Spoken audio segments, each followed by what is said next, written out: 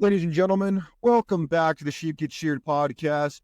I'm your host, Austin Creed, and I'm still on the road, my friends, and I'm having all kinds of ideas today. Um, you know, I don't know why, but I always feel the need to tell you guys what stirs me to do certain shows, especially when I'm on the road and I got nothing but the open road, speed limit signs, license plates, trucks, and the wide open, wilderness in front of me. But, my friends, I was just listening to some music, and I'll admit to you guys something that I don't think I've admitted before.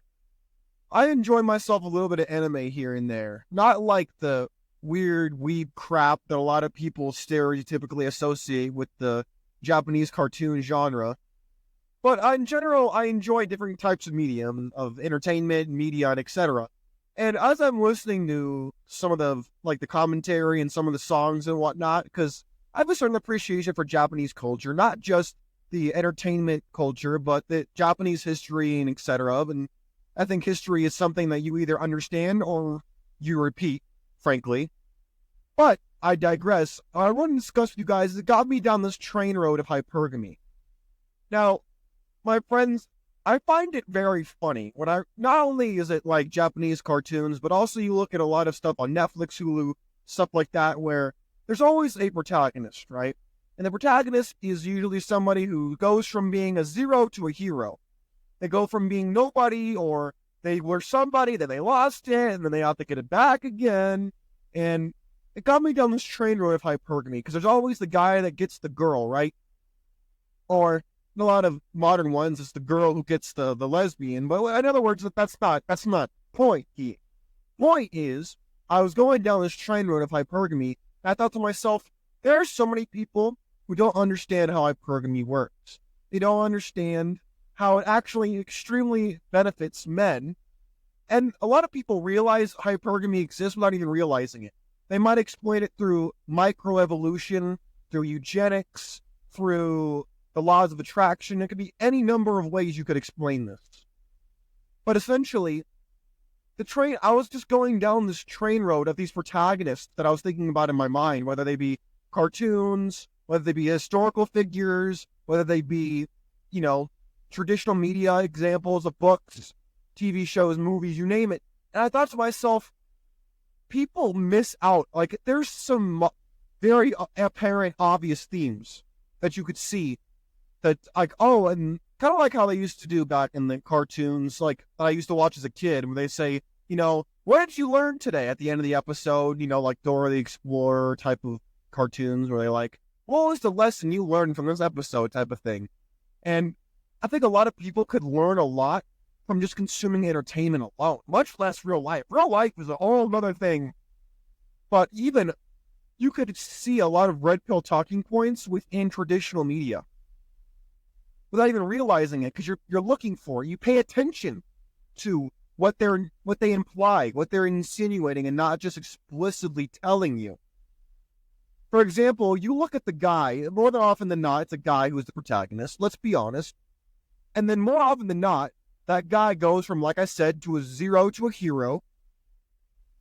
And you think, oh, it's because he went through this journey. He's a nice guy, or he's trying to get over his past, or whatever cliche that people tend to use today, because a lot of publishers, a lot of popular producers in Hollywood and the entertainment industry in general, they tend to reuse old hat ideas. They tend to shy away from things that are too controversial or too original, in my opinion. And so what you do is you see the Prince, for example. Let's take Disney, the most notorious example of everything that has ruined the relationships today. Well, let's go to the Mickey Mouse. Let's go to the House of Mouse.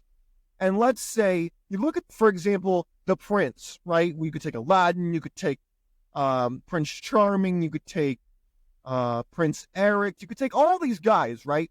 And you would be forgiven for thinking back in the day that, oh, they got the girl because they were good guys and they cared about them and they were nice and they were appreciative and they went out of their way to be nice and caring and romantic and all these things. And when in reality, that's not actually how it works.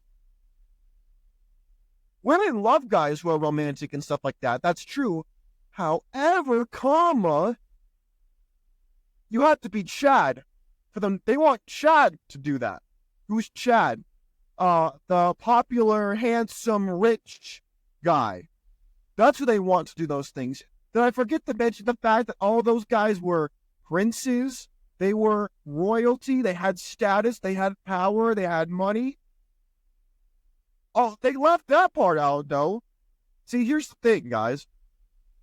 I don't care if you watch Japanese cartoons like I do every once in a while, and it's some dude who gets reincarnated and becomes some OP protagonist, or you watch Disney and you think about these Disney princes, or you watch, I don't know what people are watching today. I don't know what people are watching today outside of, like, you can even take Harry Potter. I don't care what example. The people who have power are the ones who get the girls, or the ones who get the respect. I know I'm not the only person, and I will not be the last to discuss topics like this, but it was just rolling through my head at rocket speed that people are like, oh, just be a nice, like, let's go back to even examples of how to get money. Would you go to somebody who's broke? Your Uncle Murray, who's broke as a joke, who has no idea how the stock market works. Would you ask him for advice on investments? Probably not. Would you ask some gump husband who's completely henpecked about marriage? Apparently, that's what a lot of people do. They'll ask their pastor, who's a completely henpecked man. They'll ask their grandpa or their father, who's blue pill as a motherfucker. Then they'll turn around and be like, Austin, what you need to do for a successful and real relationship is treat her nice, do this, do that, and you'll be rewarded. And I sit there and I'm like, oh my God. The people are so naive, man. Naive. And they want to look at me. They'll watch one episode of my show, or Andrew Tate, or CGA, or any of these other guys, Rollo Tomasi, or whoever. They'll watch one episode of that, and then they'll be like, oh, what's hypergamy? It sounds sexist. And I'm like,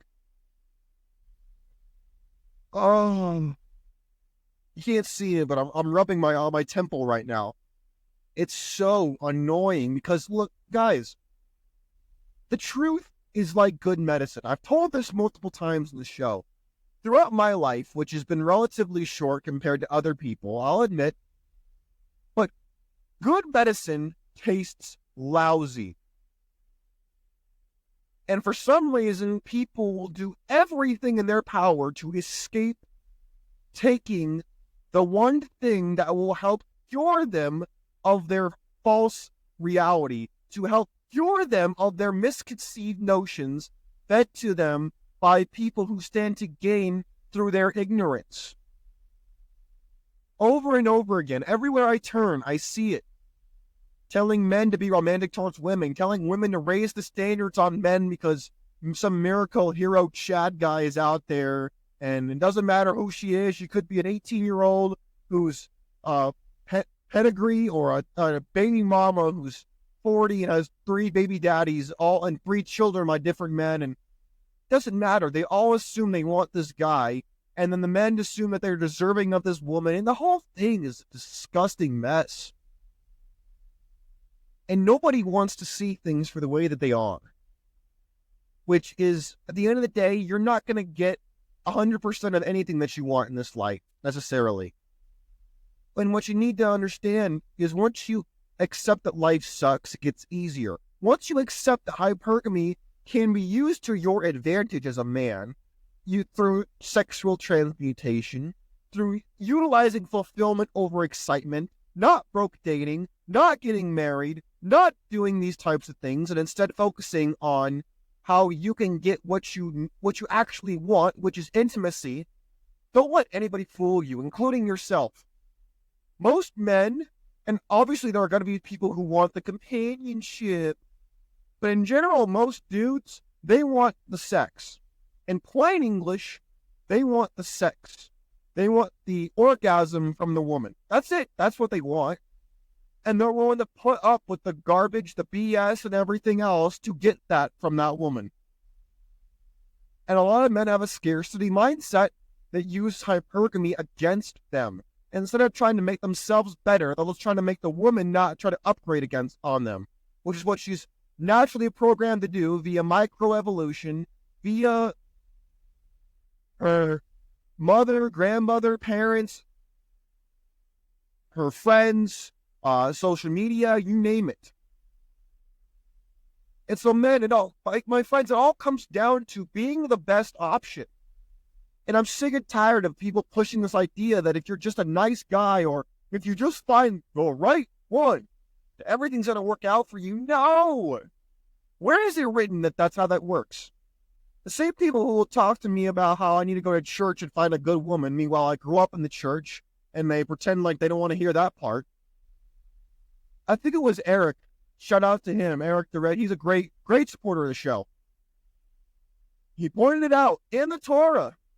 The whole idea of pedigree, where back in the old days, when like the law was there instead of just people's feelings, they would actually have to hold people accountable. Use the A word. Yes, I did. Accountability. For example, a woman couldn't just say, I'm deserving of the best guy in my town because I have a vagina. No. No. The man had his choice if he was a high enough status of the different pedigree of women, and that still exists now, by the way. It's just different. But when people want to bring religion in there to hold you and your sexuality hostage as a man, they won't bat an eye at that. But when it comes to holding a woman's sexuality hostage and in check, oh no, that's sexism. You can't do that. Gentlemen, all this to say, do what you want. I recommend that you learn this game through experience. I would love it if you could learn it just through listening to me. That'd be great. But a lot of people can't do that. So I think it's important for us to fully understand where we're coming from, and for you to understand for yourself through your own way, through your own lens, which will not be the same as mine. We might share similar ideals. We might have similar thoughts and opinions. But at the end of the day, you're never going to have the same viewpoint and I'm never going to have the same viewpoint as you. We can agree on things, which hopefully we do. If not, well, then them's the breaks. But when it comes to hypergamy, understand how it works. Understand how the laws of attraction work. Understand that you as a man must understand how attraction operates, or you're going to be upset, you're going to be angry, and the only thing that's going to happen is frustration, resentment, and false promises being made. And we need to do better than that. Unless, of course, we want to be miserable, which I guess you could be if you want. I don't see why you would want to be miserable, but go right ahead. I lived my life up until now being miserable. Same people who talk about money can't buy happiness, your house is an asset type of people, which, there's some kind of certainty for that, but at the end of the day, guys, we need to stop taking old hat advice in the new modern era. We need to understand that we got to be modern men for the modern times. And while it's nice to have ideology of how things should be, what oughta, what, shoulda, woulda, coulda type of mentality, that only goes so far. That's only going to get you so far.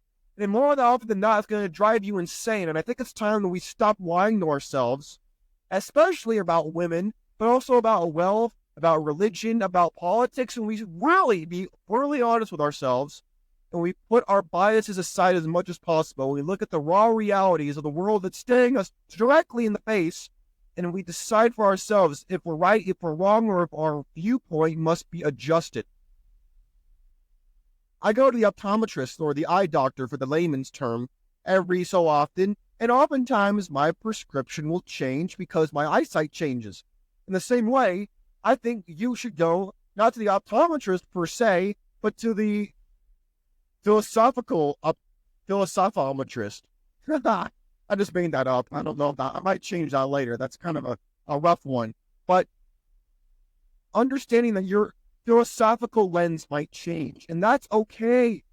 but understanding yourself, your proclivities, and challenging them is necessary.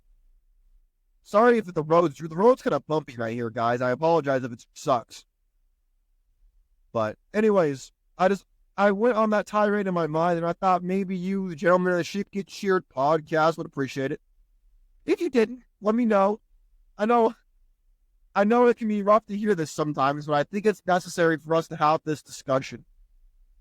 In different ways, in different formats, it's all important. My friends, take care of yourselves. Challenge your preconceived notions. Always challenge yourself, because that's the only way you're going to find the closest viewpoint to the truth that you can. My friends, take care of yourselves. I'm out of here. Peace out.